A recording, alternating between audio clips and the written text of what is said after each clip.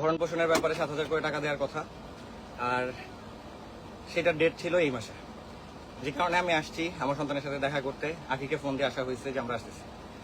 তিশা উপরে যায় নাই, আমি সামি কেউই যায় নাই, আমি সামি এই জন্য আলিশার কাছে নিয়ে আসা হয়েছে।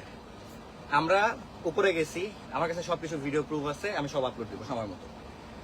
আমি উপরে গেছি আলিশাকে নিয়ে, কোলে দাঁড়ায় আছি, কেউ যায় নাই, জাস্ট আমি, আমার ভাগনা আরিফ, সামি, এই কয়জন আমরা গেছি। যাওয়ার পরবর্তীতে সেম ভাবে মানে এবার সুন্দর মতো আখির আম্মু ছিল ভিতরে, আমরা গেট নক করছি, গেটের সামনে আসছে। আসার পরবর্তীতে আমরা হচ্ছে গিয়া আয়েশার সাথে দেখা করার জন্য বাসায় গেছি।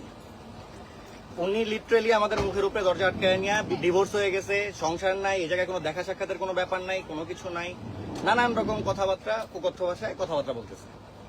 এর পরবর্তীতে এক পর্যায়ে আমি সেখানে কথাবার্তা বলছি, ডিরেক্টলি আমি তাকে বলছি যে দেখেন, আপনি যে বলতেছেন সংসার ভাঙার জন্য বা কোনো কিছু, এই সংসার ভাঙার ব্যাপারে আপনি দায়ী। আমি ডিরেক্টলি বলছি যে আপনারা যখন থেকে আমাদের সাথে মেলা শুরু করছেন তারপর থেকে আমার সংসার ভাঙছে, কেন ভাঙছে, আমি সবকিছু ভিডিও প্রমাণ সহকারে আপলোড দিয়ে দেবো এক সময়।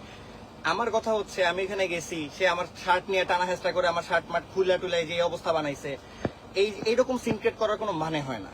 যে কারণে আমার রাগ উঠছে। ওখানে ভাই সবাই ছিল পাশে মিরপুরে, ওর বাসার আশেপাশে সবাই ভিডিও করতে, সবাই আপলোড দিবে ওনারা কি করছে।